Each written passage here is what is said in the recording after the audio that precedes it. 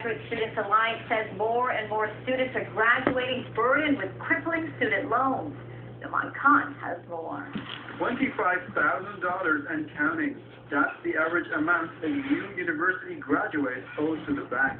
First-generation students whose parents are immigrants generally have a harder time making it in post-secondary education, so whether that is financial barriers or other non-traditional barriers to education. The Ontario Undergraduate Student Alliance has put together 7 recommendations and is asking the province for a sensible and realistic solution that addresses the students' financial crunch.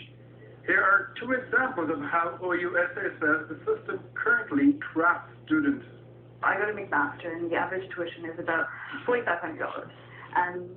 OSAP may only give me $2,500, and then I need to work to pay for rent, food, and also my textbooks, and then the rest of tuition. So then what I would do is I would get a part-time job. But then when you start to get a part-time job, if you make around over $50 a week, OSAP actually claws back your financial assistance. So we're hindering students because we're telling them that we can't give them enough money, but then when they actually go out and work for the rest of it, their financial assistance gets clawed back. We're trying to address the needs of underrepresented students, low-income students, those that are having difficulty making the upfront payments.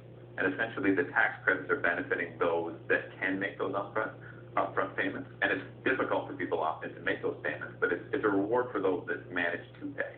And we'd like to see that money moved to the upfront so that it helps those that can pay.